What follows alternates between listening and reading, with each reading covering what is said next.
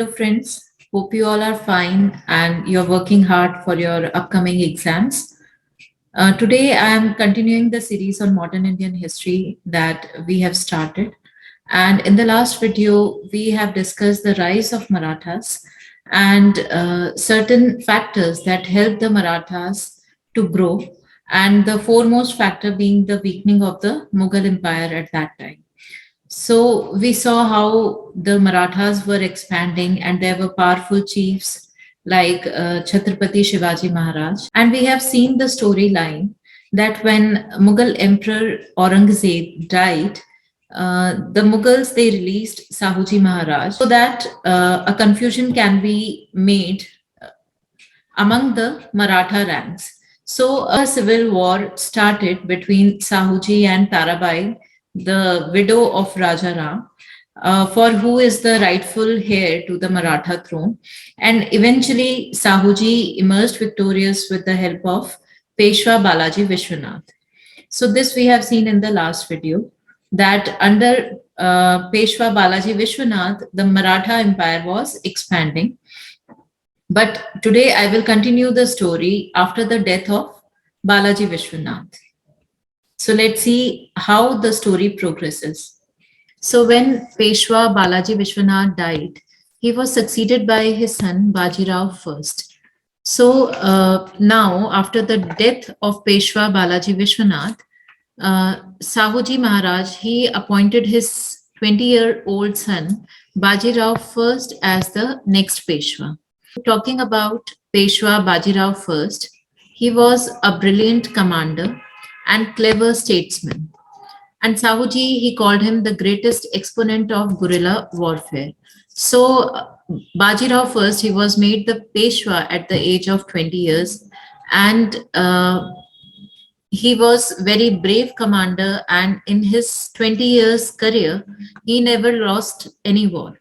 So he won all the wars during his career. And the key to the victory was certain qualities in Bajirao First. The qualities like he believed in swift and mobile warfare.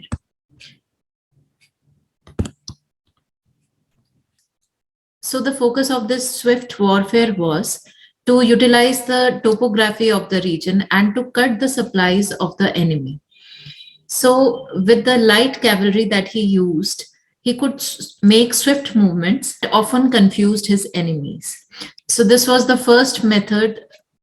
How he succeeded, he used mobile and swift warfare against his enemies. He, utilizing the territory, he used to cut the supply lines of the enemy and always kept the enemy confused about his next step.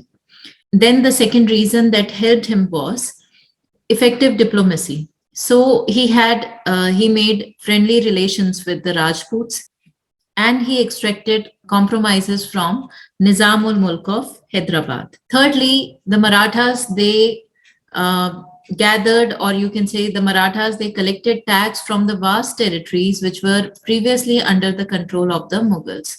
So all these factors helped Peshwa Bajirao First.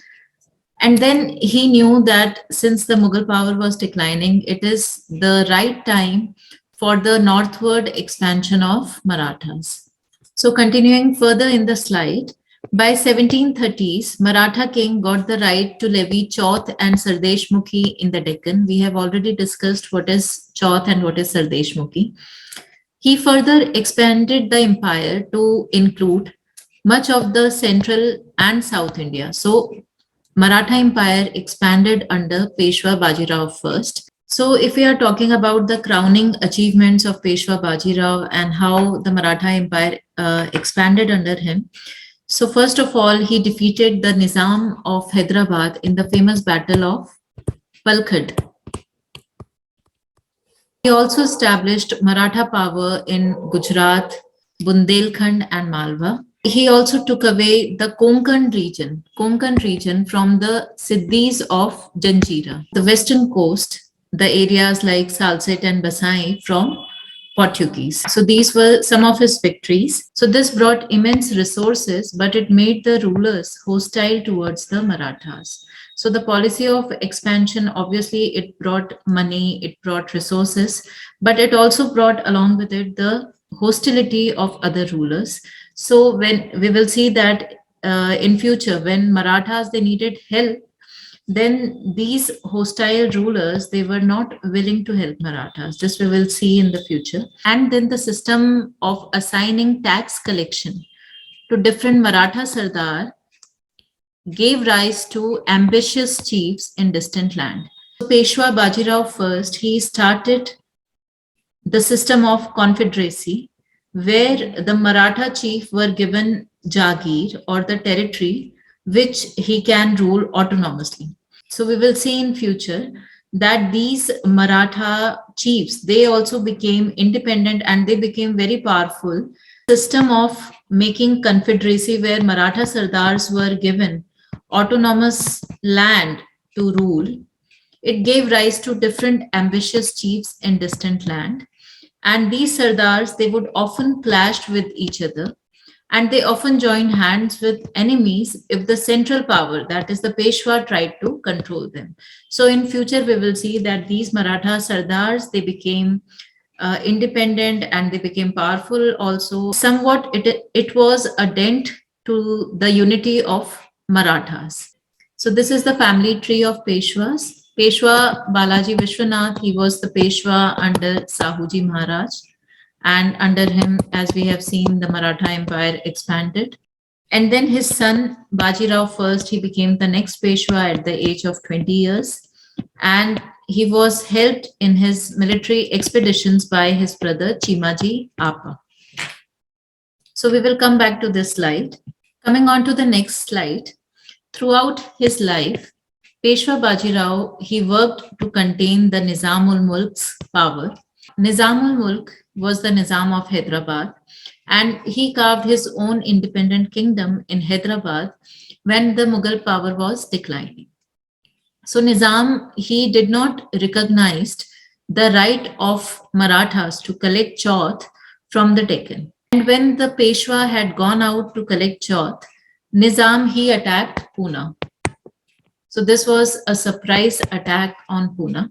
So when the Peshwa he came to know of the attack, what he did not directly confronted the Nizamul Mulk army. Rather, he started attacking the rich territories under the Nizamul Mulk. So these territories of the north, Peshwa started attacking these territories. So what happened? Eventually, Nizamul Mulk, he left the place and he left his artillery there and he rushed towards these northern territories. And this is what the Peshwa wanted.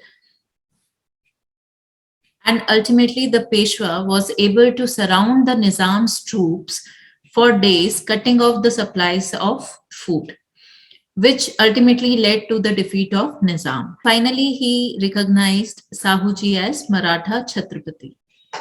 Also, he expelled Siddhis of Janjira. So Janjira was an island south of Bombay, and it was being ruled by Siddhis, who were the vassals of the Bijapur state. So these were the vassals of Bijapur state, and they had strong navy.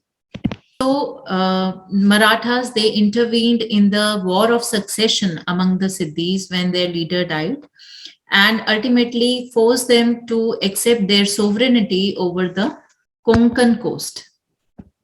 Also under Peshwa Baji Rao, Salsette and Basain were captured from the Portuguese. The Portuguese, they have promised the Marathas to give some land for their factory in Salsette, but the Portuguese, they did not honor their commitment to Marathas. So Chimaji Appa, who was the brother of Peshwa Baji Rao, he attacked the Portuguese territories and captured Salsette and Basai from the Portuguese.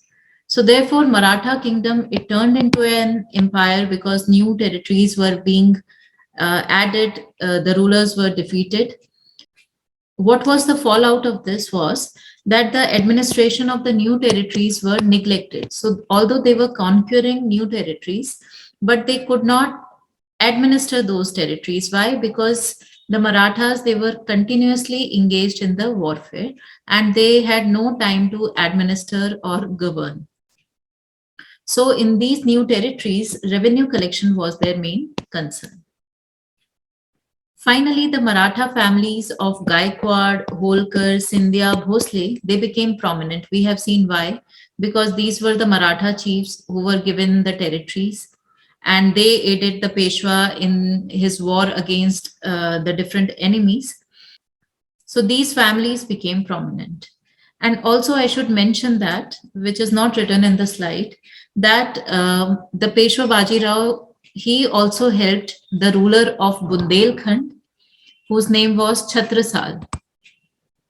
Chhatrasal. Chhatrasal was attacked by Mughal governor Muhammad Khan Bangash in 1727. And since 1727, Chhatrasal was asking for help from the Peshwa. So after the multiple calls for help, in 1729, when Peshwa was in proximity to Bundelkhand, he went to protect Bundelkhand from the Mughal governor, and he finally defeated the Mughal governor.